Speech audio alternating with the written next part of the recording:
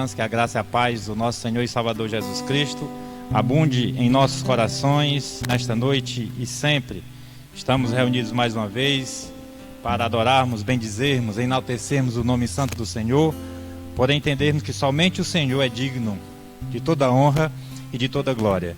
E para iniciarmos o nosso culto nesta noite, nós vamos fazer a leitura do Salmo de número 113 da palavra do Senhor, quando o salmista diz: Aleluia, louvai, servos do Senhor, louvai o nome do Senhor.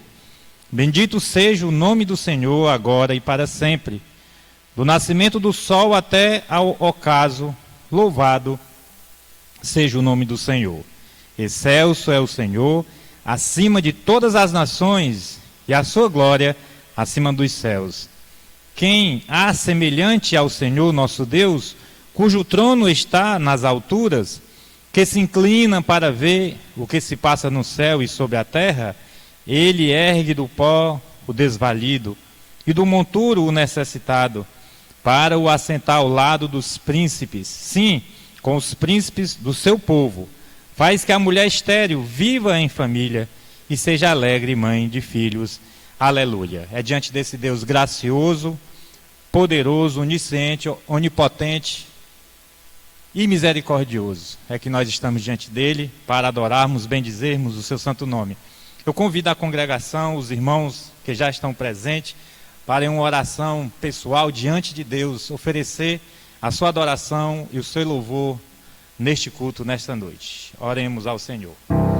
Bendito Deus, nosso eterno Pai, é com corações gratos que mais uma vez nos encontramos na tua santa e maravilhosa presença, porque entendemos que somente o Senhor é digno de receber toda honra e toda glória, porquanto a tua graça e as tuas misericórdias têm nos alcançado. Por isso, Senhor, recebe dos lábios do teu povo, das tuas filhas, dos teus filhos, nessa noite, a adoração que parte desse coração grato, Senhor.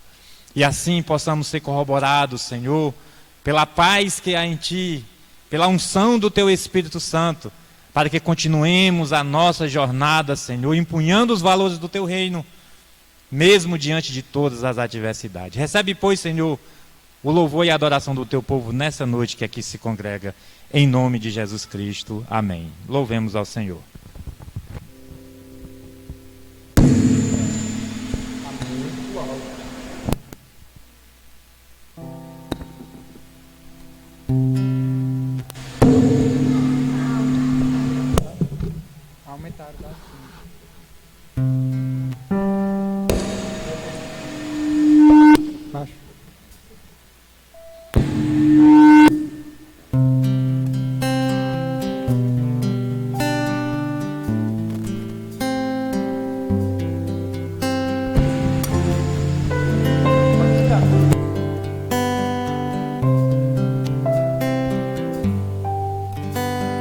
Tu és soberano sobre a terra, sobre os céus, Tu és Senhor absoluto. Tudo que existe acontece, Tu sabes muito bem. Tu és tremendo, Tu és soberano. Tu és soberano sobre a terra, sobre os céus, Tu és Senhor absoluto. Tudo que existe acontece, Tu sabes muito bem. Tu és tremendo. E apesar dessa glória que tens, Tu te importas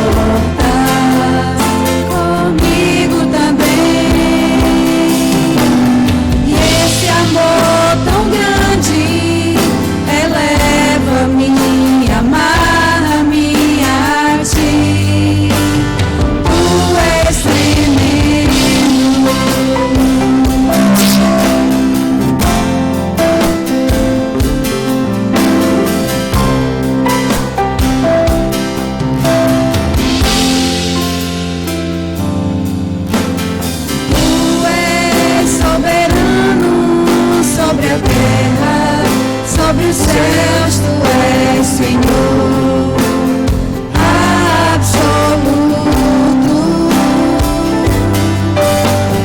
Tudo que existe acontece, tu sabes muito bem. Tu és tremendo. E apesar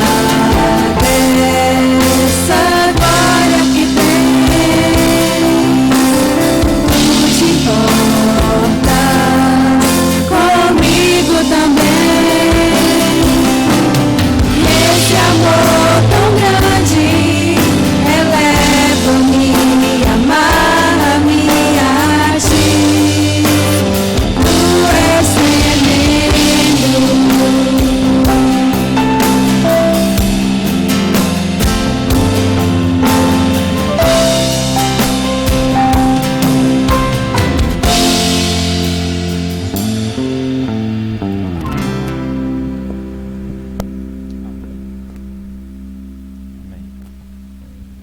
Amém. Nós vamos fazer a leitura da palavra do Senhor no Evangelho segundo escreveu Lucas, no capítulo 23. Lucas, capítulo 23. Nós vamos ler o texto que está do versículo 26 até o versículo de número 38. Convido a amada igreja a ficar de pé para reverentemente fazermos a leitura da palavra do Senhor e a faremos responsivamente. Lucas 23, do 26 até o 38.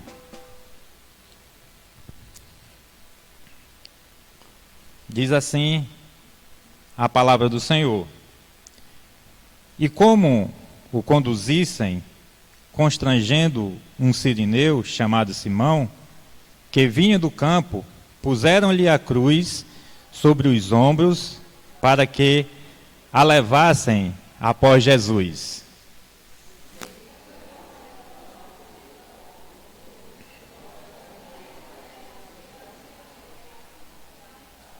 Porém Jesus, voltando-se para elas, disse: Filhas de Jerusalém, não choreis por mim, chorai antes por vós mesmas e por vossos filhos.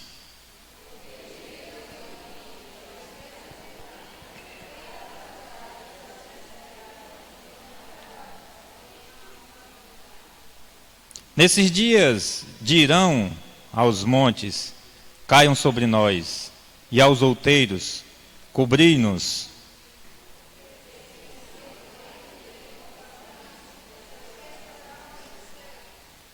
E também eram levados outros 2 que eram malfeitores para serem executados com ele.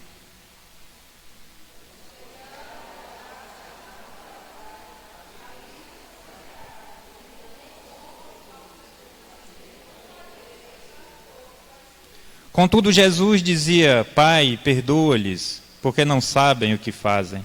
Então, repartindo as vestes dele, lançaram sortes.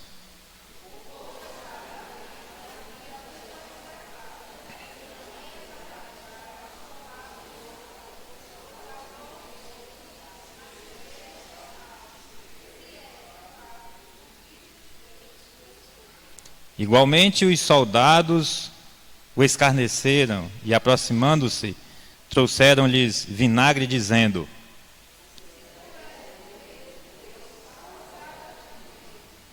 Também sobre ele estava esta epígrafe em letras gregas, romanas e hebraicas: Este é o Rei dos Judeus. Podeis se assentar.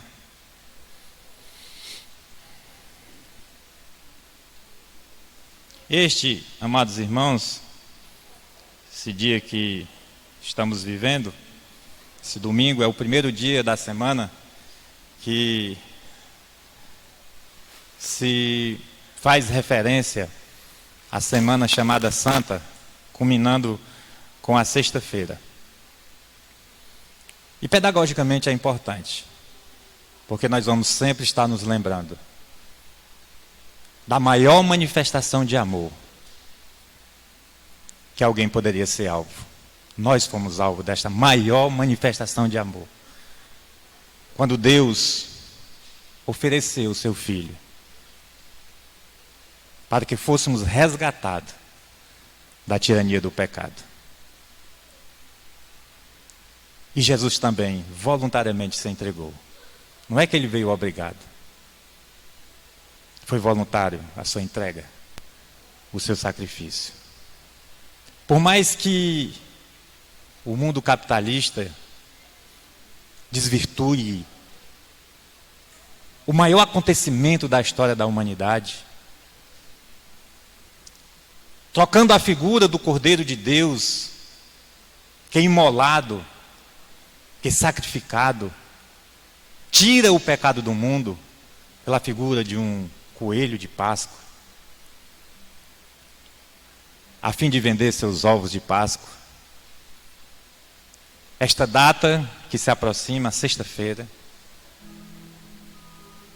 foi o acontecimento que nos resgatou desta tirania, a tirania do pecado.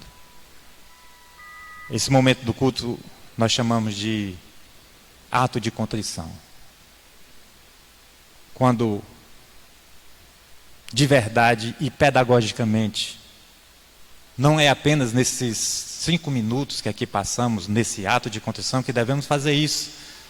Deve ser uma constante na nossa vida, a avaliação da nossa caminhada na presença de Deus. E enxergando em nós mesmos, não no próximo, mas em nós mesmos, as falhas que nos são inerentes, os pecados que nos são inerentes, confessarmos diante de Deus nossos pecados. A tradição cristã, amados irmãos, conforme esse texto não está, é aqui esta informação, mas a tradição cristã diz que na caminhada de Jesus Cristo até o Calvário, levando a sua cruz, Jesus caiu 7 vezes. Diz também a tradição que quando alguém era julgado e condenado à pena capital, a cruz que ele levava até o local da crucificação era compatível com a condição daquele de levar a sua cruz, o que ocorreu com os 2 ladrões que estavam ao lado de Jesus Cristo. Porque a ideia era que todo o povo visse, enxergasse nos condenados aquela pena e servisse de exemplo para não cometer os mesmos erros. Porém, Jesus não errou. Jesus era santo, era puro.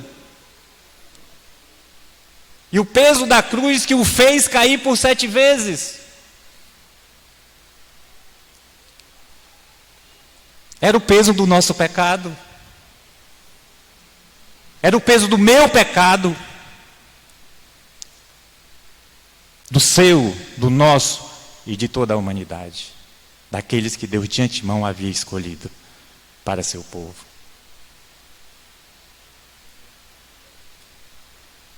A maior manifestação de amor, de misericórdia e de graça está contida nesse ato da entrega de Jesus Cristo em favor de cada um de nós. Confiados neste sacrifício, nessa graça, nessa misericórdia, convido a amada igreja a curvar suas cabeças, cada irmão, cada irmã, e confessar diante de Deus seus pecados, entendendo que foram eles, os nossos pecados, que levaram Jesus até a cruz do Calvário. Confessemos a Ele nossas culpas, em nome de Jesus.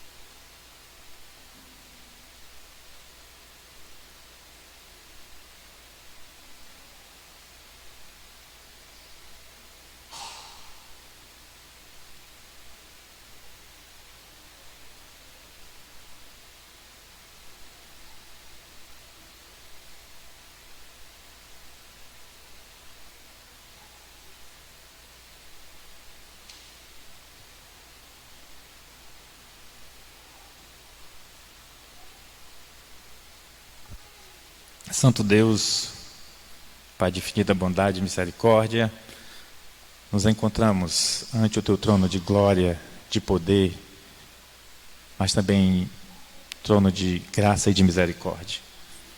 Porque pecadores como nós somos, Senhor, como subsistiríamos diante de um Deus tão justo como Tu és? Como subsistiríamos, Senhor, diante de um Deus que nos conhece por completo?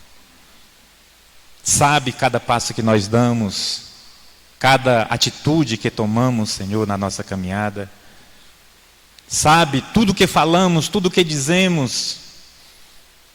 Sabe até o que pensamos, Senhor, porque diz o salmista no Salmo 139 que a palavra não chegou à nossa boca e o Senhor já sabe qual é. Portanto, o Senhor sabe o quanto somos falhos, o quanto somos imperfeitos, Senhor, e assim mesmo Tu nos recebes na Tua presença. E nós entendemos, Senhor, que isso só é possível, porque Tu nos olha através do sacrifício do Cordeiro de Deus que tira o pecado do mundo. Tu nos enxerga através do sangue sacrossanto de Jesus Cristo, que vestido na cruz do Calvário, Senhor, deu início à possibilidade de nos reconciliar contigo, Senhor. Nós que vivíamos desgarrados, distante de Ti, mortos em nossos delitos e pecados, e o sacrifício de Jesus Cristo, nosso Senhor e Salvador, possibilitou esta relação de nós pecadores com Deus santo e justo como Tu és. Por isso que há gratidão, Senhor, em nossos corações, nesta noite, mais uma vez, ao entendermos que Tu nos perdoa, Senhor, que Tu nos purifica, que Tu nos lava de todo o pecado, para que possamos ser filhos e filhas que andam, que caminham conforme a Tua vontade. Por isso queremos Te agradecer, Te adorar, Te louvar pelo perdão dos nossos pecados. Ao mesmo tempo que Te pedimos, Senhor, concede-nos o poder, Senhor, de diante das situações da vida, diante das provações, das tentações, em amor a Ti, em gratidão a Ti, ao sacrifício de Jesus Cristo, Senhor, realizarmos a Tua vontade, agradarmos o Teu nome, e Tu poderes dizer, Senhor, para cada um de nós, aqui presentes, o mesmo que disseste a Jesus Cristo, ao ser batizado: este é meu Filho, em quem tenho um grande prazer, em quem me comprazo. Senhor, mas nessa caminhada, se não formos corroborados por Ti, pelo Teu poder, por esta graça, essa misericórdia, vamos capitular, vamos errar, vamos cair, Senhor, diante das situações. Por isso precisamos, Pai, estarmos agarrados nas Tuas mãos, nos Teus braços, não com nossas forças, mas a força da Tua mão, do Teu braço, do Teu poder, é quem nos sustenta e nos faz caminhar, Senhor, diante das adversidades. Portanto, recebe esse pleito de louvor, de adoração, de gratidão dos Teus filhos nessa noite, mais uma vez, porque entendemos o quanto Tu és gracioso e misericordioso para conosco, por entendermos que Tu nos perdoa e que Tu nos purifica. Em nome de Jesus Cristo, que nós oramos, pedimos e agradecemos a bênção do perdão. Amém. Louvemos ao Senhor.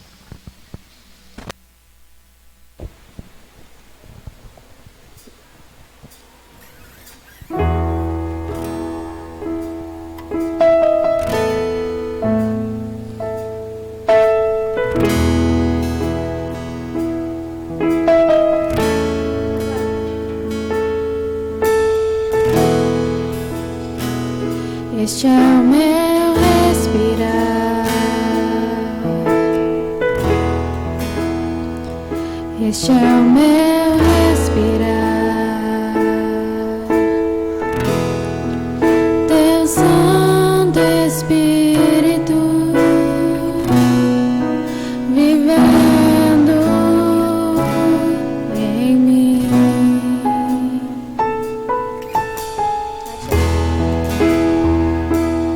Este é o meu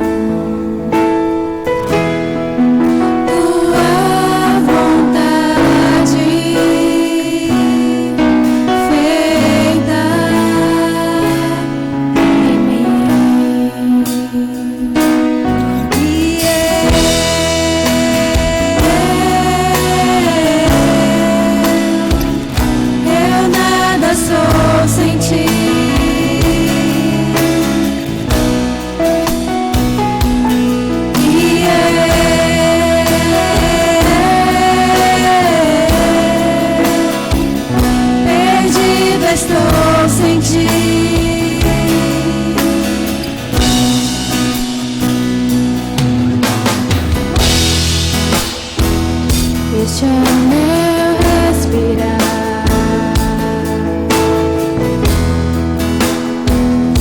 Este é o meu respirar. Teu Santo Espírito vivendo em mim.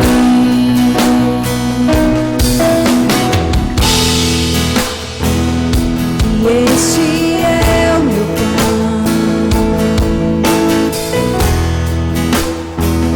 Jesus, tu és meu pão. Tua vontade feita em mim.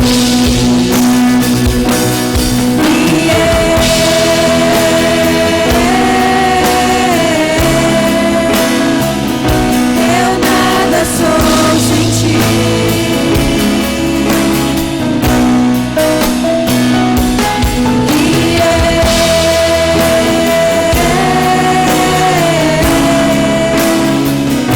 Perdida estou sem ti.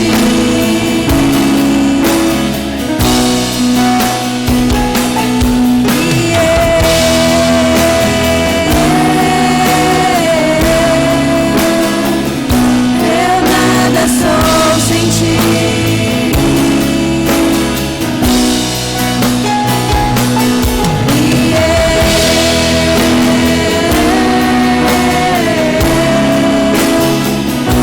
Perdida estou sem ti.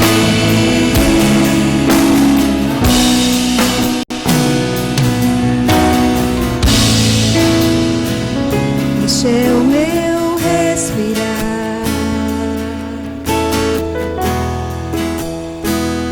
Este é o meu respirar.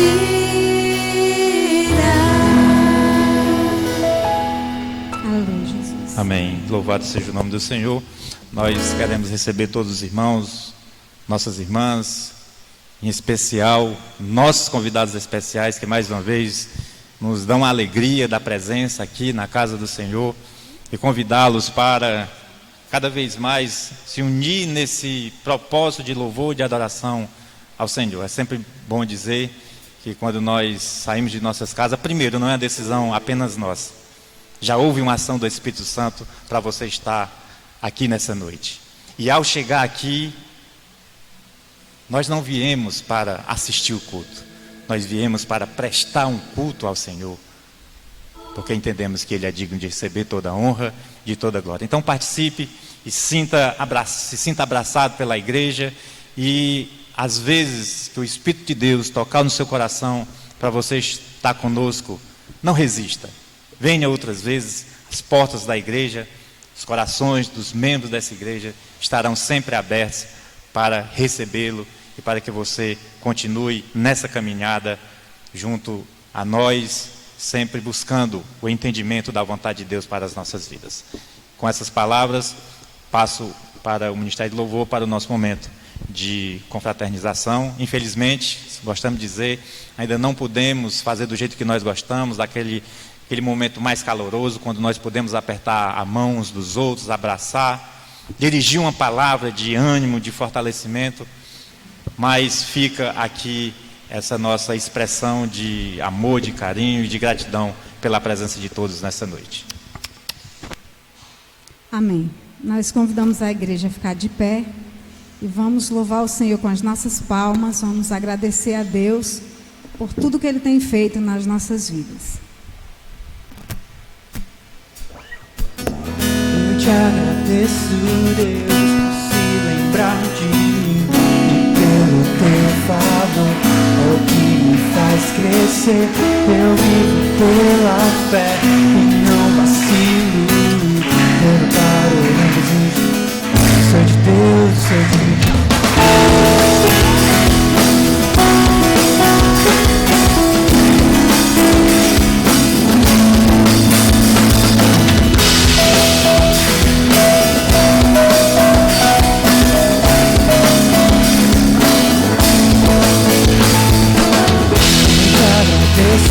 Deus, favor é o que me faz crescer. Eu vivo pela fé e não vacilo. Eu não paro. Eu sou de Deus, eu sou de Cristo. Você mudou a minha história e fez o que ninguém podia imaginar. Você acreditou e isso é tudo. Só vivo pra você. Eu sou a honra, a glória, a força, o amor a Deus que levanta das minhas mãos. É pra dizer que agradeço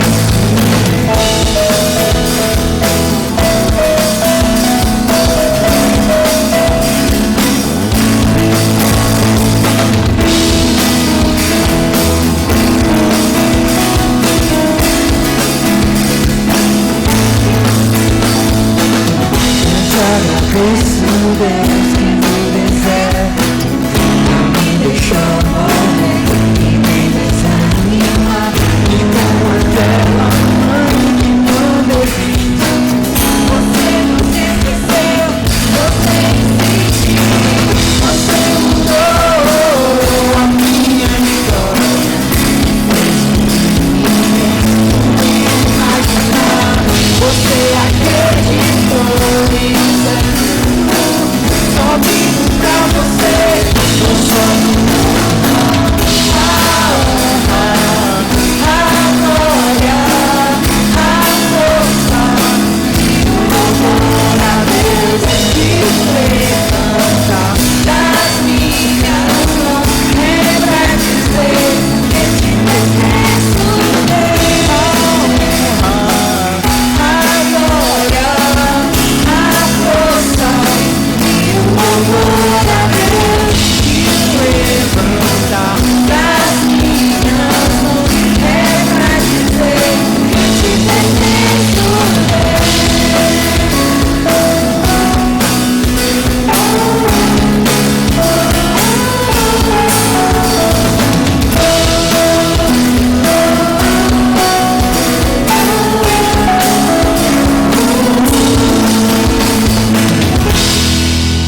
Amém. Poder sentar-nos.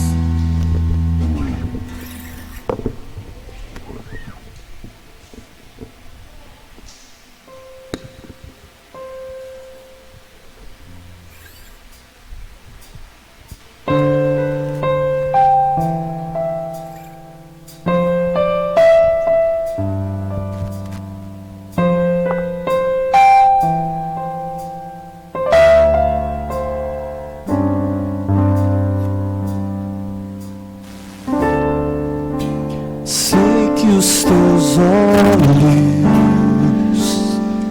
sempre atentos, permanecem em mim.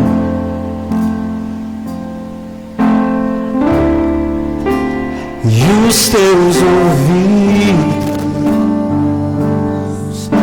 sensíveis para ouvir meu clamor. Posso até chorar, mas a alegria vem de manhã. És Deus de perto, também de longe, nunca mudastes, tu és fiel.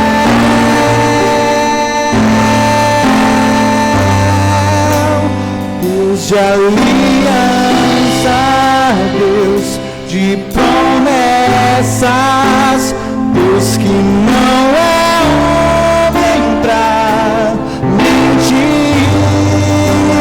Tudo pode passar, tudo pode mudar, mas tua palavra vai se cumprir.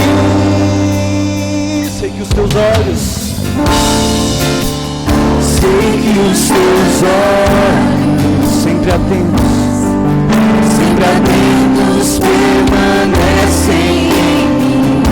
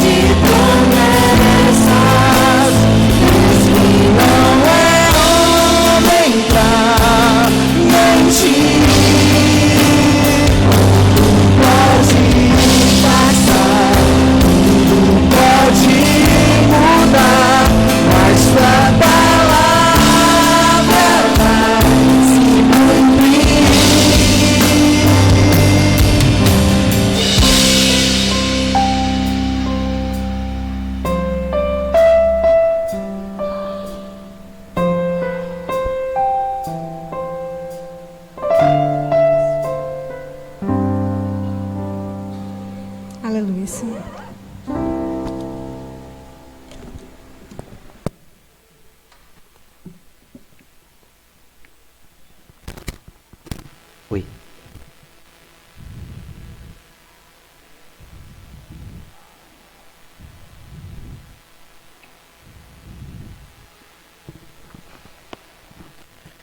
Boa noite, meus amados irmãos, minhas irmãs, que a graça e a paz do nosso bondoso e soberano Senhor seja o árbitro em vossos corações nessa noite, amém?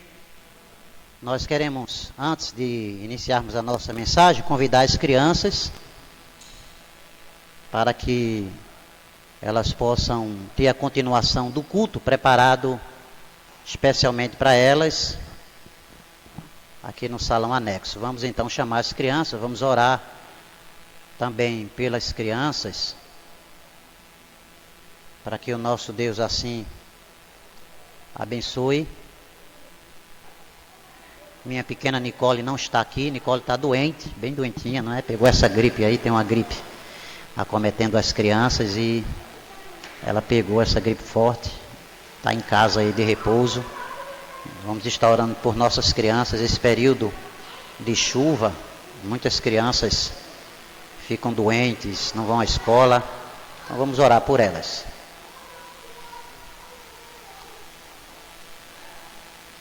Vamos orar pelas crianças, meus irmãos.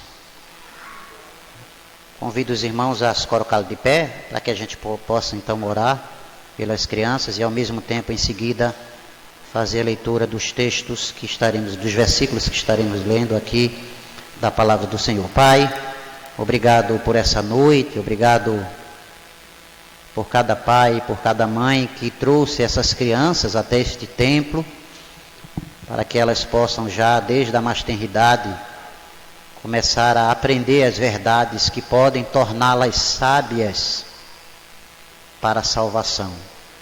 E que por meio dessas verdades elas cheguem ao conhecimento de que elas precisam do Senhor e que o Teu Espírito possa convertê-las, transformá-las em servas e servos do Senhor Jesus. Que mesmo quando criança elas já estejam, ó Deus, com o coração voltados para o Senhor, desejo de servir ao Senhor e ser um exemplo onde quer que eles sejam, levando as marcas do Senhor Jesus com elas. Derrama sobre a vida de seus pais também a Tua graça e Tua misericórdia, e também de forma especial sobre as professoras do departamento infantil que têm trabalhado com essas crianças todos os domingos, que elas possam ter esse trabalho como um ministério dado pelo Senhor, como de fato é, e assim elas venham a ser também edificadas com a mensagem que elas levam a cada uma dessas crianças. É a nossa oração, pedimos assim em nome de Jesus, amém. Ainda de pé, minhas amadas e meus amados de Deus, eu convido vocês a abrirem a palavra de Deus em Apocalipse, capítulo de número 2. Nós estamos pregando desde o penúltimo domingo, a gente vem pregando mensagens nesta epístola, porque é uma epístola, é uma carta, conhecida mais como livro, não é? De Apocalipse. Temos trazido mensagens aqui em Apocalipse e dissemos, desde o primeiro sermão que a gente pregou, que diante do contexto que nós estamos vivendo, a igreja tem de certa forma perguntado se todos esses acontecimentos e esses eventos poderia ter alguma relação com a questão do fim do mundo, e como Apocalipse é um texto, é um livro que trata acerca da escatologia, dos últimos dias, dos últimos tempos.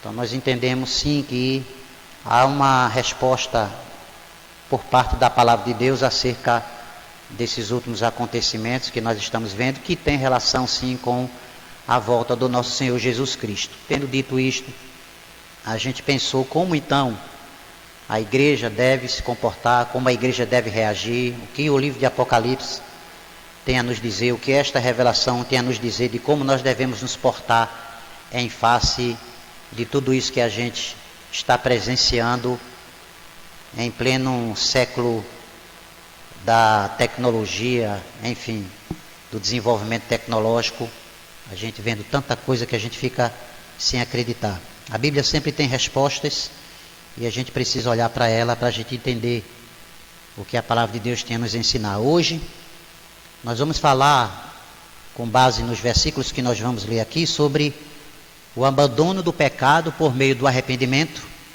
e a busca pela santificação. Esse é o tema que eu vou falar nessa noite. O abandono do pecado por meio do arrependimento e a busca pela santificação.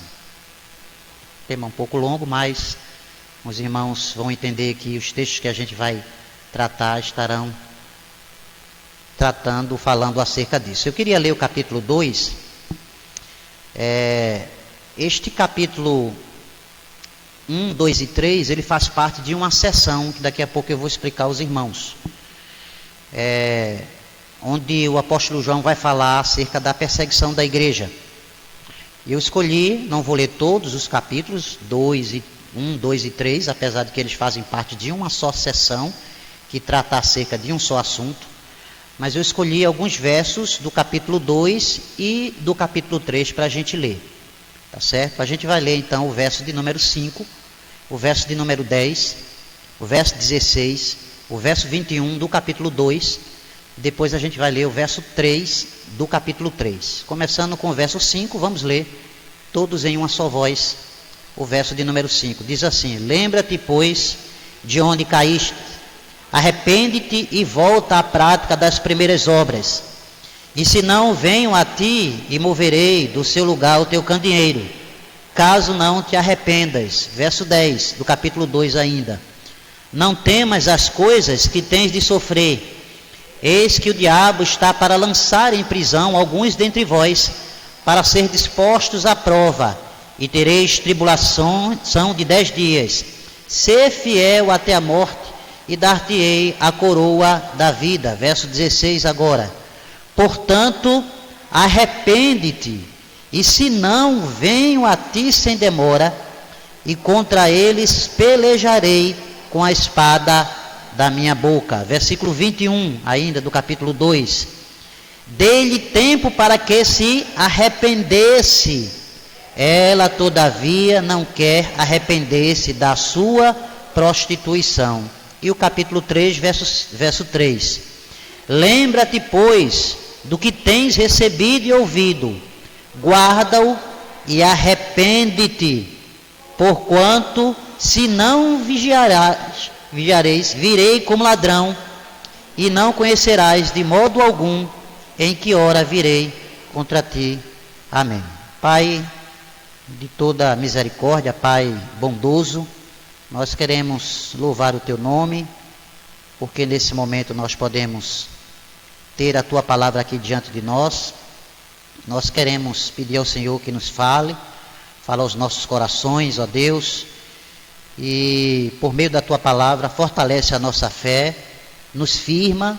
Aqueles que estão fracos, ó Deus, que o Senhor possa fazê-los se fortalecer por meio da tua santa palavra, e aqueles que se veem fortalecidos, se veem, ó Deus, arraigados no Senhor, que assim permaneçam e possam ainda se fortalecer mais e mais, porque essa é a vontade do Senhor para com os teus filhos, que a gente possa crescer na graça e no conhecimento do Senhor Jesus, aguardando a vinda maravilhosa do Senhor. Em face a esse tempo tão difícil, ó Deus, que nós temos vivido, esses tempos de tribulação, de guerras, de fome, de escassez, precisamos, ó Deus, do fortalecimento vindo do Senhor por meio da tua palavra. É a nossa oração, assim rogamos em nome de Jesus. Amém. Podeis assentar, meus amados irmãos. Nós, nos primeiros sermões que pregamos aqui em Apocalipse, já vimos e já dissemos que Apocalipse surge, é uma revelação dada a João, e que surge como um bálsamo para aqueles que estão sofrendo, para aqueles que estão com medo do futuro, para aqueles que estão sem norte, para aqueles que estão sem direção, para aqueles que estão se sentindo assim, meios que perdidos. meio que desorientados diante de tudo que está acontecendo. Nós também falamos que o apóstolo João, a quem foi dada essa revelação, escreveu tudo isso que lhe foi revelado pelo Senhor Jesus por volta do ano 95, época do reinado do imperador Domiciano, que reinou possivelmente dos anos 81 aos anos 96 depois de Cristo. Um período, nós dissemos isso, muito difícil para a igreja do nosso Senhor Jesus Cristo, um período em que o imperador Domiciano desencadeou aqui uma intensa perseguição contra a igreja do Senhor Jesus, de forma que o próprio apóstolo João, que recebe esta revelação, vai dizer aqui que ele estava sofrendo, este mártir também estava sofrendo esta perseguição. No capítulo de número 1, versículo de número 9, ele vai dizer: eu, João, irmão vosso e companheiro na tribulação, no reino e na perseverança em Jesus, achei-me na ilha chamada Patmos. Veja que João diz: irmão vosso e companheiro na tribulação. Ele estava vivendo tribulação, assim como aqueles irmãos estavam vivendo. Mas também ele se mantinha esperançoso, assim como aqueles irmãos, mesmo em face da tribulação, se mantinham esperançosos. João vai dizer que também estava assim e compartilhava desse sentimento com aqueles irmãos. E ele estava então nessa ilha chamada de Patmos, hoje a atual Turquia, por causa da palavra de Deus e do testemunho de Jesus. Ele estava ali, irmãos, por causa da perseguição que ele estava sofrendo por conta da pregação do evangelho do nosso Senhor Jesus Cristo. A igreja vinha de fato sofrendo. Assim como Nero, no ano de número 63, Domiciano também foi muito perverso, um imperador ruim, um imperador que perseguiu a igreja do Senhor Jesus, aprisionou muitos cristãos, matou muitos, e João estava então aqui nessa situação. E o âmago aqui da mensagem de Apocalipse, dessa revelação, nós falamos aqui também, que é exatamente assegurar a esses irmãos, a esses cristãos perseguidos, que a hostilidade que eles estavam sofrendo, suas perseguições que eles vinham experimentando, se encaixavam de certa forma com os planos do Senhor Deus, de que havia planos por parte do Senhor Deus diante de toda essa situação, e que de certa forma aquela perseguição que aqueles irmãos estavam sofrendo, aquelas perseguições, assim como as perseguições que nós sofremos hoje, e tudo que a gente vê acontecendo nos dias de hoje, amados irmãos, o prenúncio da segunda volta do nosso Senhor e Salvador Jesus Cristo. Jesus está voltando. Ele nos falou dos sinais que haveriam antes da sua volta, e um deles, de forma muito marcante, eram as perseguições que seriam desencadeadas sobre a igreja do nosso Senhor e Salvador Jesus Cristo. Mas a gente também aprende aqui em Apocalipse que Jesus Cristo é aquele que permanece fiel. Aqueles que permanecerem também fiéis à sua palavra, permanecerem fiéis a Ele, e Deus dará, segundo a mensagem aqui desta revelação, Deus dará a vitória a todos aqueles que permanecerem firmes até o fim, até a sua segunda volta, e essas pessoas, esses irmãos, serão recompensados no final, enquanto que aqueles que se mantiverem aversos à mensagem do Evangelho experimentarão o juízo de Deus e serão no último dia julgados e banidos eternamente da presença do Senhor. Então chegamos aqui à divisão deste livro, segundo a opinião de muitos comentaristas. Eu, pelo menos, sou simpático à opinião do comentarista William Hendricks, que divide todo o livro de Apocalipse em duas grandes partes, do capítulo 1 até o capítulo 11, é uma primeira grande parte, do capítulo 12 até o capítulo de número 22, é uma segunda grande parte. São 7 sessões distribuídas nessas duas grandes partes. sendo as 3 primeiras sessões do capítulo 1 ao capítulo de número 11, capítulo 1 a 3, capítulo 4 a 7 e capítulo 8 a 11, são 3 sessões que estão nessa primeira grande parte do capítulo 1 a 11. São mais 4 sessões do capítulo 12 ao capítulo de número 22, divididos da seguinte forma: do capítulo 12 ao 14, do capítulo 15 ao 16, do 17 ao 19 e do versículo 20 ao 22. Cada uma dessas sessões, amados irmãos, nós vamos encontrar uma mensagem revelada aqui ao apóstolo João. Dessa grande divisão, capítulo 12 ao 22, nós vemos, por exemplo, o conflito entre Cristo e o dragão, a antiga serpente, Satanás, onde Jesus Cristo vai se mostrar vitorioso e Satanás e todos os seus seguidores serão julgados e lançados no lago de fogo. Então, do capítulo 12 ao 22, nós vamos encontrar esta mensagem. Nossos versículos que nós lemos aqui, que eu falei, capítulo que se encontra no capítulo 2 e no capítulo 3, e também no capítulo de número 1, faz parte dessa primeira sessão que se encontra nessa parte do capítulo 1 até o capítulo de número 11, onde nós percebemos aqui que a mensagem trazida e mostrada é que a igreja está sendo perseguida pelo mundo, mas que a igreja é restaurada, é protegida e é vitoriosa. Ou seja, que Cristo não abandona a igreja, mesmo em face da perseguição em que a igreja está vivendo. Na verdade, tanto a primeira grande sessão, que vai do capítulo 1 ao 11, como a segunda grande sessão, que vai do 12 até o 22, todas elas, amados irmãos, nós somos confortados pelo Senhor, porque a gente vê a igreja sendo perseguida, mas a gente vê a igreja sendo vitoriosa. Porque, na verdade, essa é a grande mensagem do Apocalipse, que Cristo será o grande vencedor. Na verdade, ele já venceu Satanás e a antiga serpente.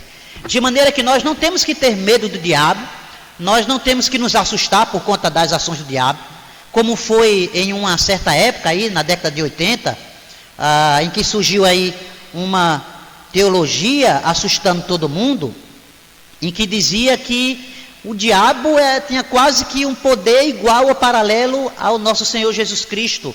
Nós não entendemos assim. O diabo já foi vencido, ele já sabe que já está vencido, e por conta disso ele está tentando fazer de tudo para poder seduzir um número maior que for de pessoas, para levar essas pessoas juntamente com ele para o inferno. É claro que a Bíblia diz que nós, ainda que venhamos a passar pela tribulação e pelo sofrimento, nós já somos mais que vencedores por meio daquele que nos amou e que morreu e ressuscitou na cruz, que inclusive nós estaremos celebrando isso na próxima semana, na sexta-feira à noite, e no domingo também. Ele morreu e ressuscitou, exatamente para garantir, para nos dar a certeza de que nós que estamos com ele e que um dia reconhecemos a Cristo como Senhor de nossas vidas, não iremos experimentar a segunda morte, que é exatamente a condenação ao inferno. De forma, amados irmãos, que nessa noite a gente precisa entender como é que nós devemos caminhar diante ainda da presença de Satanás, que está de alguma maneira interferindo, tentando interferir nos planos da igreja, que está lançando suas setas malignas sobre a igreja e muitas vezes atingindo os crentes em Cristo.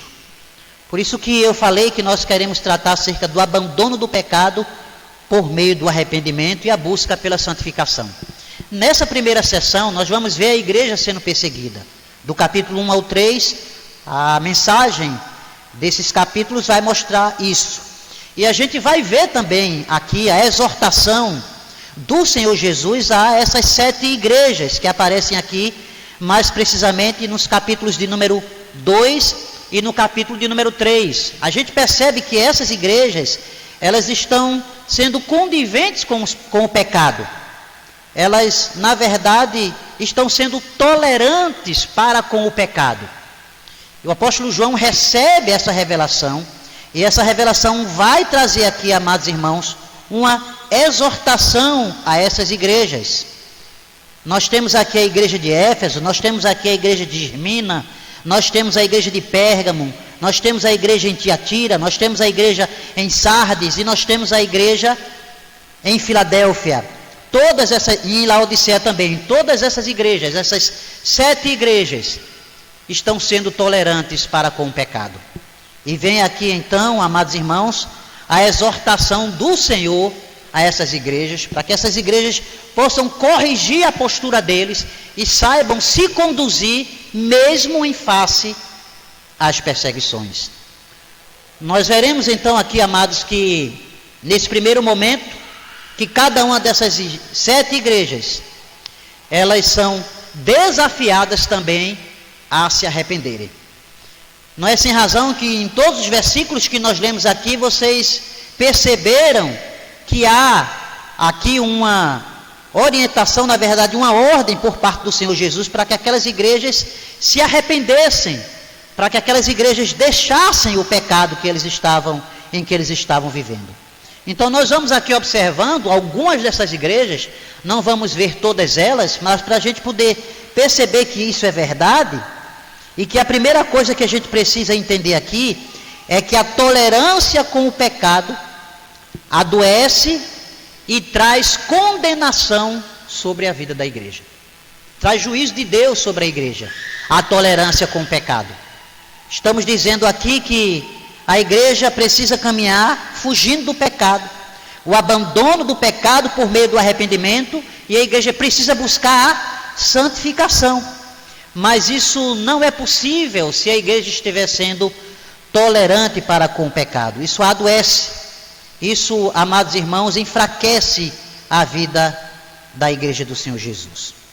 Veja, por exemplo, a primeira igreja que eu queria falar aqui, a igreja de Pérgamo, no verso de número 13, diz o texto: conheço o lugar em que habitas, onde está o trono de Satanás, e que conservas o meu nome e não negastes a minha fé, ainda nos dias de Antipas, minha testemunha, meu fiel, o qual foi morto entre vós, onde Satanás habita.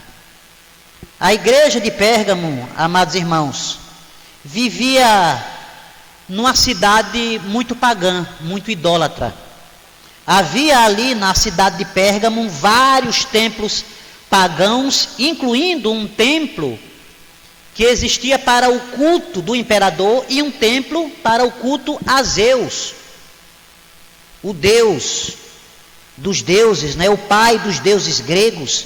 Daí inclusive a referência aqui nesse verso número 13, trono de Satanás, conheço o lugar onde habitas. Ou seja, a gente sabe onde a igreja está inserida. O Senhor Jesus está dizendo: eu sei onde vocês estão. Vocês estão num lugar pagão, vocês estão no lugar onde existe aí o trono de Satanás, onde existe aí, onde é aí na verdade a habitação de Satanás. Essa parte do texto está fazendo referência exatamente a esses templos que existiam ali na cidade de Pérgamo e que existiam para o culto ao imperador e a outros deuses e a outras divindades gregas. Também encontramos aqui no verso de número 14, na expressão comer coisas sacrificadas a ídolos, tenho todavia contra ti algumas coisas, pois que tens aí os que sustentam a doutrina de Balaão, o qual ensinava a Balaque a armar ciladas diante dos filhos de Israel para comerem coisas sacrificadas aos ídolos e praticarem a prostituição.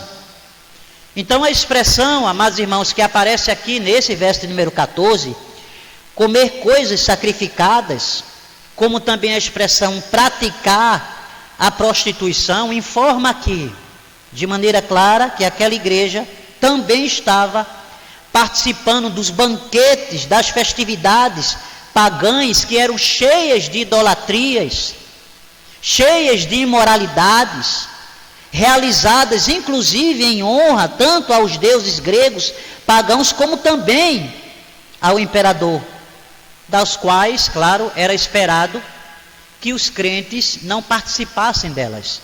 E era exatamente o contrário que estava acontecendo. Por isso, a exortação que vem da parte do Senhor para que aqueles irmãos abandonassem essa prática.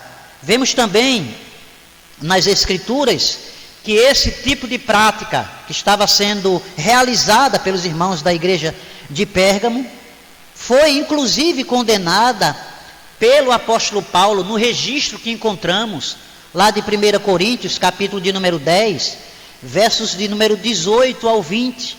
A mesma coisa estava acontecendo ali com alguns irmãos na igreja de Corinto. Paulo vai exortá-los, dizendo: considerai, versículo 18, capítulo de número 10, considerai, ó Israel, segundo a carne, não é certo aqueles que se alimentam dos sacrifícios são participantes do altar? Que digo, pois? Se o sacrificado ao ídolo é alguma coisa, ou que o próprio ídolo tem algum valor, antes digo que as coisas que eles sacrificam é a demônios que as sacrificam e não a Deus. E não quero que vos torneis associados aos demônios. Paulo condena essa prática de participação, irmãos, das festividades que eram oferecidas, que tinham ligação com deuses pagãos. E os crentes sabiam, meus amados irmãos, que não era lícito participar daquelas festividades. Mas, inclusive, aqui no verso de número 15, diz o texto aqui, verso 15: outro sim, também tu tens os que da mesma forma sustentam a doutrina dos nicolaítas. Por que que aqueles irmãos participavam dessas coisas proibidas, condenáveis?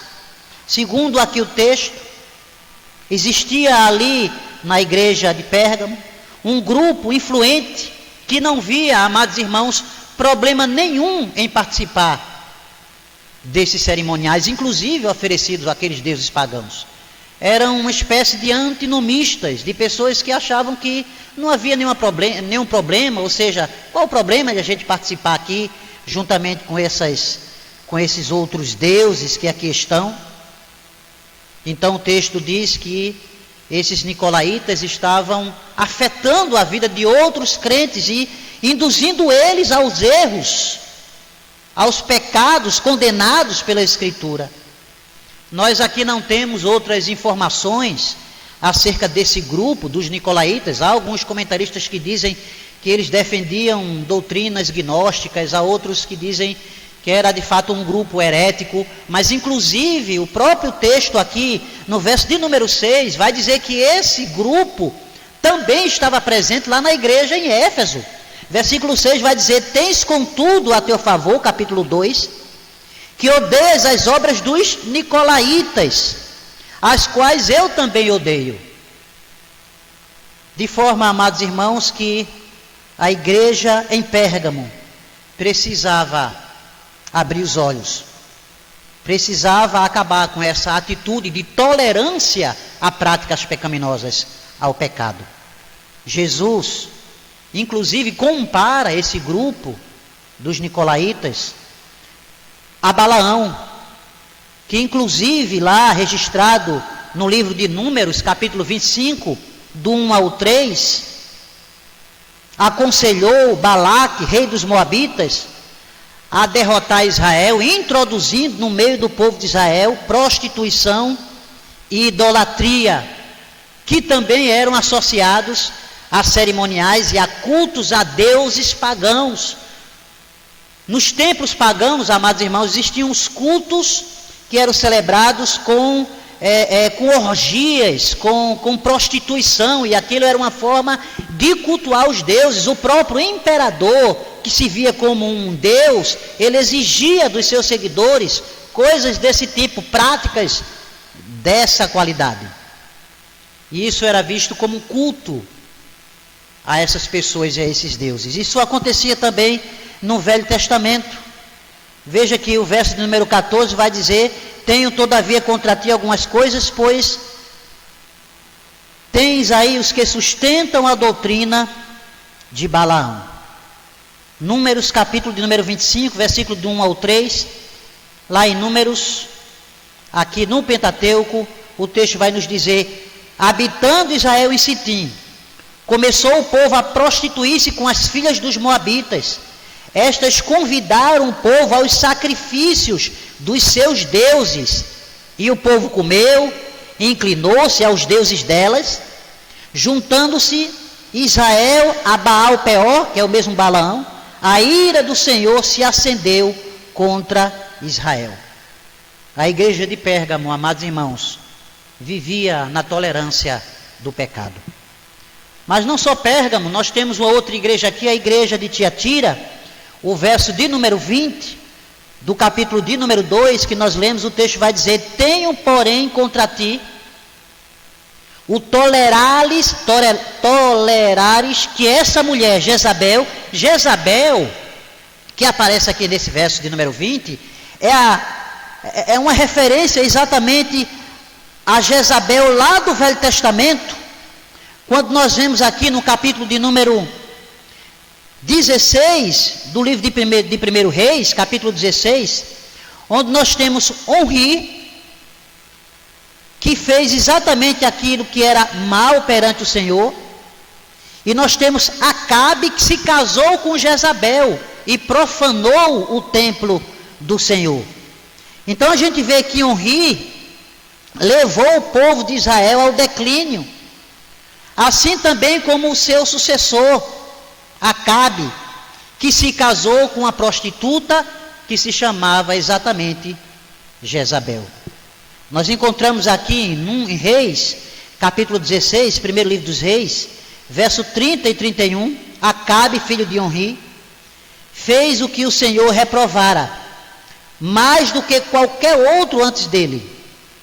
Ele não apenas achou que não tinha importância cometer os pecados de Jeroboão, filho de Nebate, mas também se casou com Jezabel, filha de Etbalo, rei dos Sidônios, e passou a prestar culto a Baal e a adorá-lo.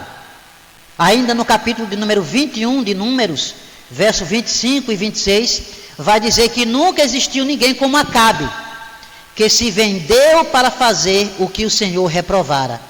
Pressionado por sua mulher Jezabel, ele se comportou da maneira mais detestável possível, indo atrás de ídolos, como faziam os amorreus que o Senhor tinha expulso de diante de Israel. Acabe, irmãos, era filho de Onri.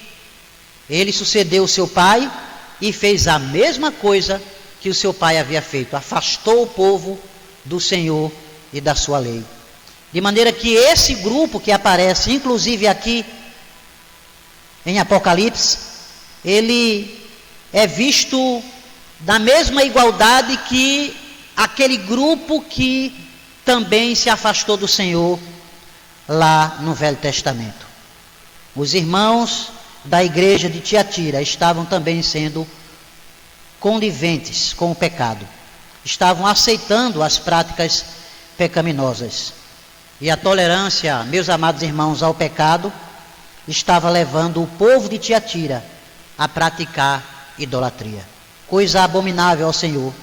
Então a gente vê aqui de maneira clara que Jezabel é a figura exatamente da prostituição, é a figura da idolatria. Também existia aqui na cidade de Tiatira um grupo grande de associações, como a gente tem hoje. A gente tem a associação do comércio, a associação da indústria. Lá em Tiatira também existia a associação de comerciantes. E pasmem, amados irmãos, os crentes que faziam parte dessas associações, ou as pessoas que faziam parte dessas associações, eram muitas vezes obrigadas a participarem dos cultos celebrados às entidades pagãs. E muitos crentes, para de repente não serem mal vistos, ou trazendo para uma linguagem de hoje, não perder o seu trabalho, o seu emprego, eles tinham que participar dessas festividades pagãs. a gente percebe que a exortação à igreja de Tiatira era para que eles também abandonassem essa prática de associação aos cultos pagãos. Além da igreja de Tiatira, nós também temos a igreja de Sardes. Além de Pérgamo, de Tiatira, nós temos Sardes também. O verso que nós lemos aqui, a igreja de Sardes, o verso de número 1, vai dizer: ao anjo da igreja em Sardes, e escreve essas coisas, diz aquele que tem os 7 Espíritos de Deus e as 7 estrelas: conheço as tuas obras, que tens nome de que vives e estás morto. Versículo 2: sê vigilante e consolida o resto que estava para morrer, porque não tenho achado íntegras as tuas obras na presença do meu Deus. Assim como as demais igrejas, nós encontramos a igreja de Sardes vivendo na mesma situação, sendo tolerante com o pecado. A igreja havia se tornado, segundo aqui o texto, apática, fria, desanimada, apesar de manter certa aparência de que estava viva e atuante. No versículo de número 1, o Senhor Jesus Cristo considera aquela igreja morta. E essa situação de Sardes, meus amados irmãos, assim como as outras igrejas, não se tratava simplesmente de uma falta de empenho evangelístico por parte da igreja ou coisa parecida, mas se tratava exatamente da acomodação da igreja com relação ao mundo, da tolerância que a igreja estava tendo com práticas pecaminosas. Por isso, o testemunho dessa igreja, bem como das outras, está sendo visto aqui como imperfeito e como defeituoso. O Senhor Jesus exorta aquela igreja para que ela abandone essa prática e se torne vigilante, atenta, ser vigilante, versículo de número 2, e consolida o resto que estava para morrer. E aí vem aqui também o juízo daquela igreja, caso não houvesse o arrependimento, porque não tenho achado íntegras as tuas obras na presença do Senhor. E o texto vai dizer: senão o Senhor vai vir contra essa igreja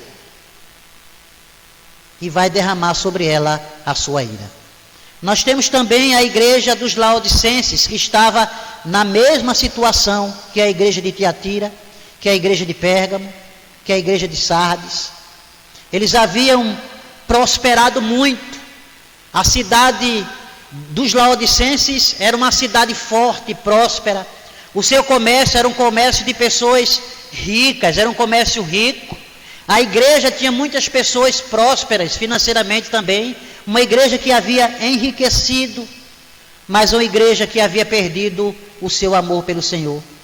O verso de número 17 aqui do capítulo de número 3 vai dizer: pois dizes, estou rico e abastado e não preciso de coisa alguma, e nem sabes que tu és infeliz, sim, miserável, pobre, cego e nu. Aí vem a exortação também no verso 18: aconselho-te que de mim compres ouro refinado pelo fogo, para te enriqueceres, vestiduras brancas para te vestires, a fim de que não seja manifesta a vergonha da tua nudez, e colírio para ungires os olhos, a fim de que vejas. Então a gente percebe que na igreja dos Laodicenses havia aqui, amados irmãos, a associação a práticas pecaminosas. Eles haviam prosperado no comércio, eles estavam ricos, estavam abastados, mas toda essa prosperidade havia, na verdade, sido herdada às custas de práticas pecaminosas, pela tolerância daquela igreja com o pecado. Pois dizes, diz aqui o texto, estou rico e abastado e não preciso de coisa alguma. Mas o Senhor mostra para aqueles irmãos e para aquela igreja que eles eram infelizes, miseráveis e, apesar da riqueza, pobres, cego e nu. E essa igreja que se havia tornado tão poderosa, ela inclusive é comparada à grande Babilônia dos capítulos de número 18, 19 e mais precisamente capítulo 18, verso de número 3, aqui de Apocalipse, verso de número 15 e verso de número 19, onde o texto diz que a grande Babilônia, que é a figura das nações poderosas, quando você encontrar aqui em Apocalipse a grande Babilônia, saiba que essa grande Babilônia se refere a essas nações poderosas, as grandes nações, os grandes governantes. O verso 5 vai dizer assim: porque os seus pecados se acumularam até o céu, e Deus se lembrou dos atos iníquos que ela praticou. Diz aqui o verso de número 5. E ainda o verso de número 15, que diz assim, o verso 15, agora o verso de número 15, diz o texto: e canela de cheiro, especiarias, incenso, unguento, bálsamo, vinho, azeite, flor de farinha, trigo, gado e ovelhas, e de cavalos, de carros, de escravos e até almas humanas. Continuando ainda, até o verso 15, o fruto sazonado que a tua alma tanto apeteceu, se apartou de ti, e para ti se extinguiu tudo o que é delicado e esplêndido, e nunca jamais serão achados. Agora o verso 15, os mercadores destas coisas, por meio dela, se enriqueceram, conservar-se-ão de longe, pelo medo do seu tormento, chorando e pranteando. E ainda o verso 3, pois todas as nações têm bebido do vinho do furor da sua prostituição. Com ela se prostituíram os reis da terra, também os mercadores da terra se enriqueceram às custas de sua luxúria. Quem é essa aqui, irmãos? A grande Babilônia.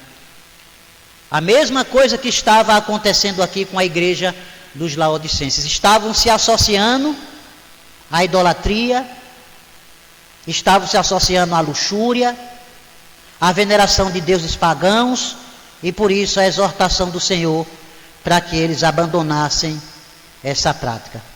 Assim como a igreja de Laodiceia,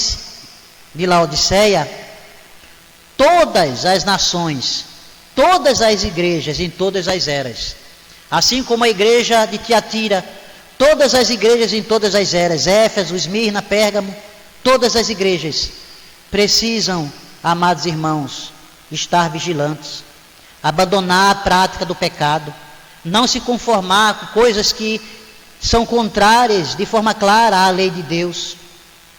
Inclusive, nós encontramos aqui nesses versos 15 a 19 do capítulo 18 de Apocalipse, Jesus Cristo vai dizer à igreja que aqueles irmãos precisavam abandonar essas práticas que estavam destruindo a fé do povo. No seu envolvimento com o paganismo ao redor, aqueles irmãos dessas 7 igrejas se julgavam até bem, mas Cristo revela que eles estavam empobrecidos. Qual é a aplicação que nós podemos tirar dessa primeira parte? Nós podemos aqui de maneira clara perceber que a forma dura com que Cristo tratou a infidelidade dessas igrejas nos alerta, meus amados irmãos, para o perigo da igreja ser tolerante com o engano, tolerante com o pecado, pondo em risco a sua integridade espiritual, pondo em risco o seu testemunho de Cristo para as pessoas lá fora. As expressões que a gente encontra aqui no texto, exortando a igreja ao arrependimento, mostra de forma clara que a igreja precisa estar de olhos abertos. Assim como naquela época, nós também estamos sofrendo pressão. A igreja nos dias de hoje também sofre pressão do mundo. Sempre virão as pressões, porque o mundo, na verdade, odeia a igreja do Senhor Jesus. João vai escrever acerca disso no capítulo de número 15 do Evangelho de João, versículo de número 19, João 15, verso 19, o texto nos diz assim, verso de número 19: Se vós fosses do mundo, o mundo amaria o que era seu.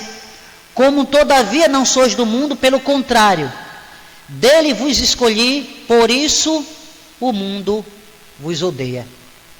Nós seremos pressionados, perseguidos, exatamente porque o mundo nos odeia.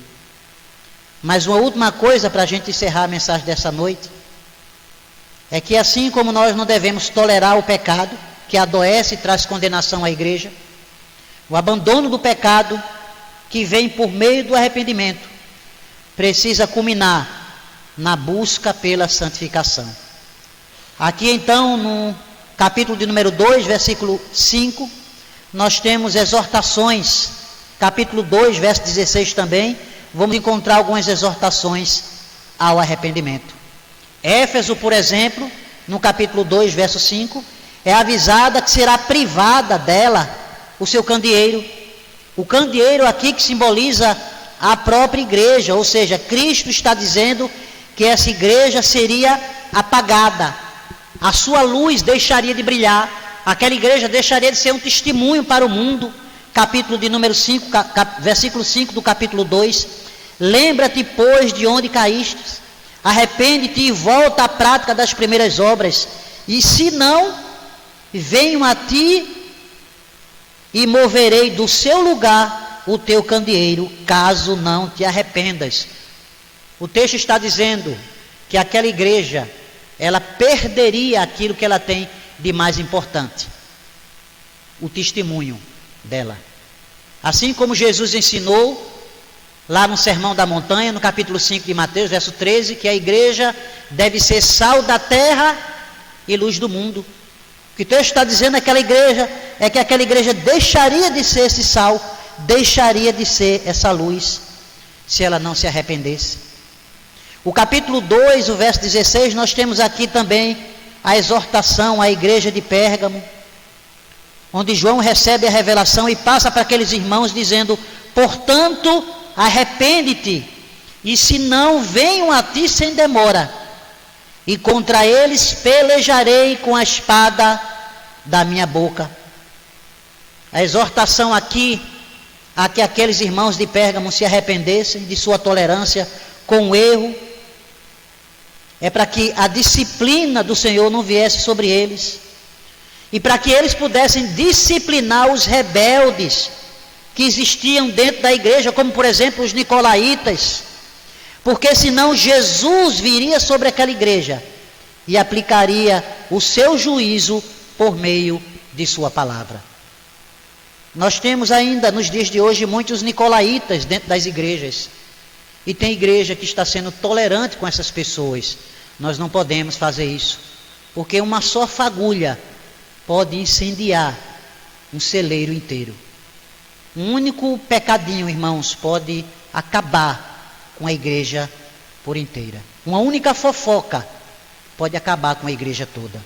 Nós temos a exortação também à igreja de Tiatira, que é avisada de que, já que o grupo rebelde não tinha aproveitado a paciência do Senhor para se arrepender, o seu juízo era iminente, e o castigo viria na forma inclusive de enfermidades, podendo levar até a morte, caso não se arrependessem. Verso 21 ao verso de número 23, dei-lhe tempo para que se arrependesse, ela todavia não quer se arrepender-se da sua prostituição, eis que a prostituta de cama, bem como em grande tribulação os que com ela adulteram, caso não se arrependam das obras que ela incita. Matarei os seus filhos, e todas as igrejas conhecerão que eu sou aquele que sonda mentes e corações, e que vos darei a cada um segundo as vossas obras. Nós aprendemos aqui de forma clara que o nosso Deus, Ele não é tolerante com o pecado. De que assim como Deus não tolera o pecado, mas pelo contrário, Ele é um Deus de juízo, nós também não podemos aceitar o pecado, ou sermos tolerantes com práticas pecaminosas.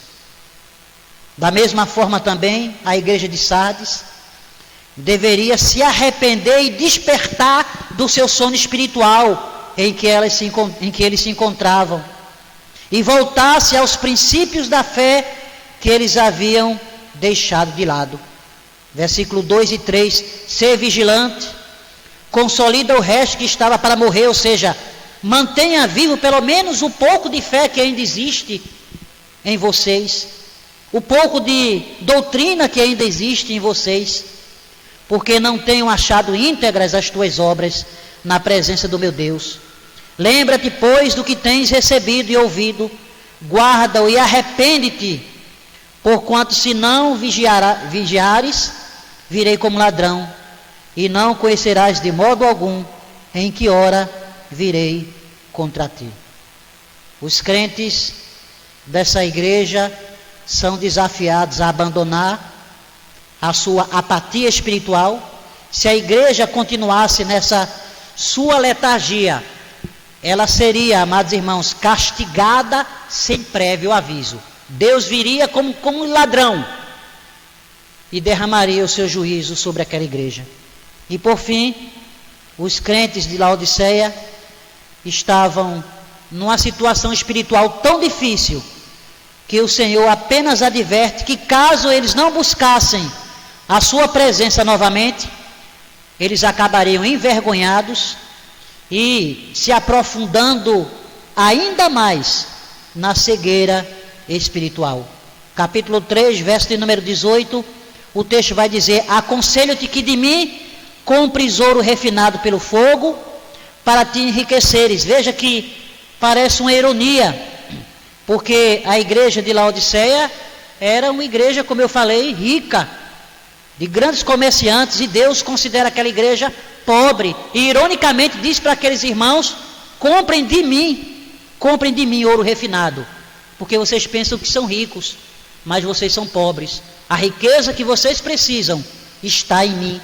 O texto continua dizendo: para te enriqueceres, vestiduras brancas.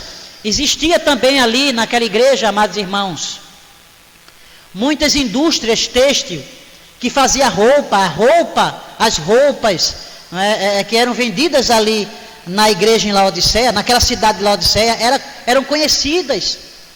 Eles se gabavam disso como sendo a cidade em que tinha as maiores indústrias têxtil. E o Senhor Jesus olha para eles e diz: vocês estão nus, querem de fato serem bem vestidos? Venham até mim e vistam vestiduras brancas, a fim de que não sejam manifestas a vergonha da tua nudez. E colírio para ungir os olhos. Segundo alguns comentaristas, existiam ali como que, por assim dizer, faculdades de oftalmologia, e existiam colírios que eles vendiam, que eram conhecidos em todas as regiões, mas o Senhor Jesus disse que eles eram cegos e precisavam buscar no Senhor colírio para que pudesse limpar os seus olhos, os olhos de sua cegueira.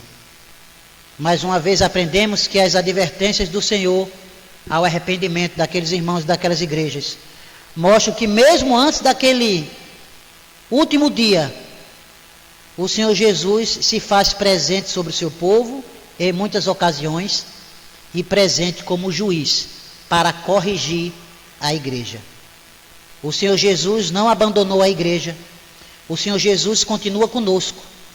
Nós falamos aqui desde o começo que o livro de Apocalipse, ele traz para nós uma mensagem de consolo, porque o Senhor Jesus sempre está presente no meio dos 7 candeeiros, que são as igrejas. Ele está ali presente, mas não para passar a mão por cima do erro. Ele também está para corrigir o erro da igreja. Ele está para consolar, ele está para fortalecer, mas ele está também para corrigir o erro da igreja. Nós não podemos olhar para o nosso Deus e pensar: não, mas afinal de contas, um pecadinho a mais, um pecadinho a menos, qual o problema? Deus é amor, Deus é misericórdia, Ele vai perdoar. E aí a igreja começa a se manter nessa prática, e aí a coisa não vai caminhar muito bem. Deus não tolera o pecado, Deus abomina, e Ele quer que a igreja proceda da mesma forma. Nós só podemos pedir a Deus que, no meio de uma sociedade em que ainda o paganismo está tão presente, práticas contrárias à Escritura estão tão presentes em nosso meio, Pedimos a Deus que tenha misericórdia de nós, que nos ajude a sermos uma luz, a que a luz da nossa igreja não se apague, mas que ela continue a brilhar por meio dos membros, aonde quer que eles estejam, no trabalho, na faculdade, na sua própria casa, no seu bairro, ali com o seu vizinho, que a luz de Cristo possa se revelar por meio de nós, para que Deus não derrame sobre nós o seu juízo, que Ele tenha misericórdia de cada um de nós. Precisamos abandonar o pecado e procurar urgentemente correr atrás da santificação, por meio do envolvimento com as coisas do Senhor, da leitura da palavra e da oração. Que Deus em Cristo muito nos abençoe, e nós vamos orar mais uma vez. Amado e soberano Pai, nós queremos pedir perdão ao Senhor, quando muitas vezes, ó Deus, temos nos associado com práticas que não condizem com a Tua palavra, quando muitas vezes temos feito aquilo que não Te agrada, quando muitas vezes temos sido tolerantes, ó Deus, com o pecado. Tenha misericórdia da Tua igreja, tenha misericórdia de nós. Sim, amado Deus, temos sido perseguidos, sofrido pressão de todas as formas, mas pedimos que o Senhor Deus nos ajude, fortaleça a nossa fé, nos faça crescer, e não permitas, ó Deus amado, que venhamos a ceder às tentações do diabo. Ele continua agindo, ele continua atuando, Pai, procurando derrubar aqueles que estão firmes, procurando afastar a fé dos escolhidos do Senhor. Nos livra, Pai, das ciladas do diabo. Nos ajuda a estarmos vigilantes, atentos, para que a gente não venha a cair. Tenha misericórdia de nós. Tenha misericórdia do Teu povo. E, ó Pai, fortalece a nossa fé para que possamos aguardar a vinda do Senhor Jesus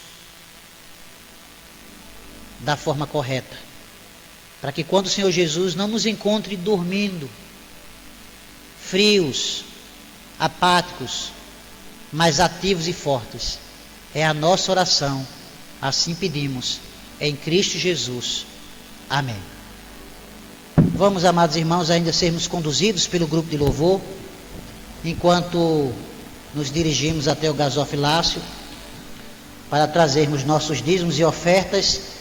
Como diz a Escritura, trazei todos os dízimos à casa do tesouro, para que haja mantimento na minha casa, e provai-me nisso, diz o Senhor. Vamos então ter esse momento também, que é um momento de culto a Deus também, e nós sempre dizemos aqui aos visitantes que não se sintam constrangidos, vocês não são obrigados a contribuir, a não ser que sintam o desejo de fazê-lo, mas esse é um momento para aqueles que são membros aqui dessa igreja. Mas se você quiser contribuir, sinta-se à vontade, que o Senhor Deus esteja te abençoando. Vamos cantar e ofertar e dizimar ao nosso Deus.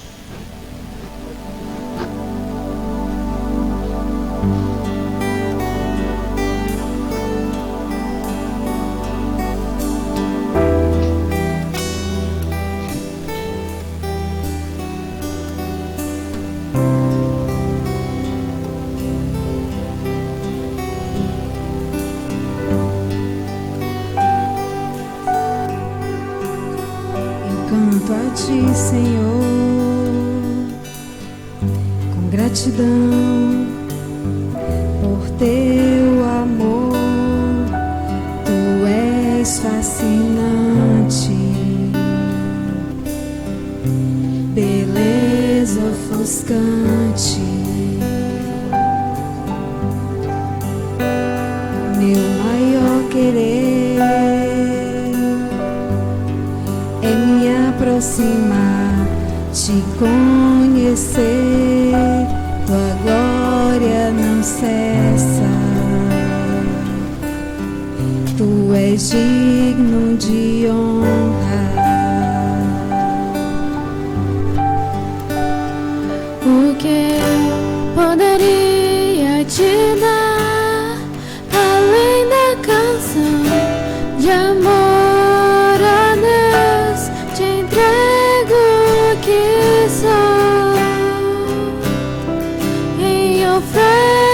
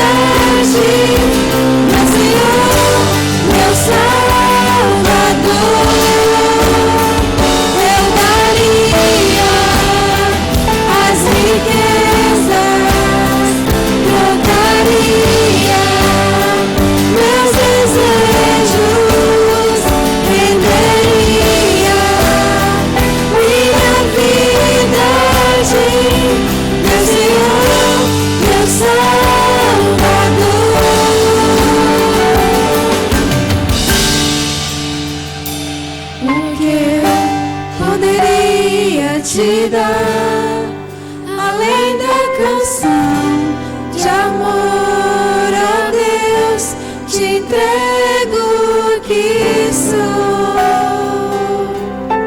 em oferta de amor.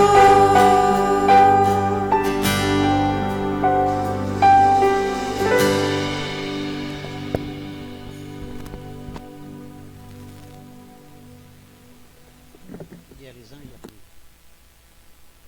nossa oração. Oremos. Senhor, na tua presença, Pai, nós nos encontramos e nos alegramos, ó Deus, por estar aqui nesse momento, juntamente, ó Deus, com os nossos irmãos, para erguer a nossa voz e louvar o teu nome, porque reconhecemos que só tu merece toda honra, todo louvor e toda glória. Nesse momento nós te agradecemos, ó Pai, pelas ofertas que foram colhidas aqui pelos dízimos. Ó Deus, que o Senhor abençoe todo o teu povo que contribuiu. Pai, que tu faça prosperar cada um, ó Deus, e que a cada dia nós possamos, ó Deus, sermos fiéis a Ti, Pai. Abençoa-nos, ó Pai, no restante dessa noite, no início dessa semana, nos dá a direção do Teu Espírito Santo e recebe, Pai, o nosso culto, em nome de Jesus. Amém. Amém.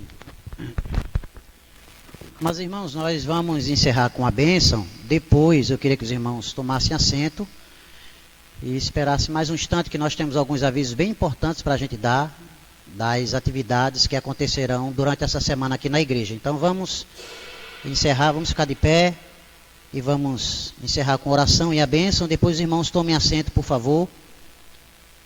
Amado Deus, obrigado, porque o Senhor nos permitiu nessa noite cultuar o Teu nome. Que possamos estar aqui de novo no próximo domingo, fazendo a mesma coisa, na sexta-feira também. E em muitos outros dias, Pai. É sempre maravilhoso, Pai, poder Te cultuar. Porque, na verdade, entendemos que fomos salvos para isso. E agora que a graça do nosso Senhor e Salvador Jesus Cristo, o amor de Deus, o nosso bendito Pai, o poder, a comunhão e as consolações do Espírito sejam sobre nós, sobre o povo de Deus aqui presente, espalhado pela face da terra, hoje e para todo o sempre. Amém e amém.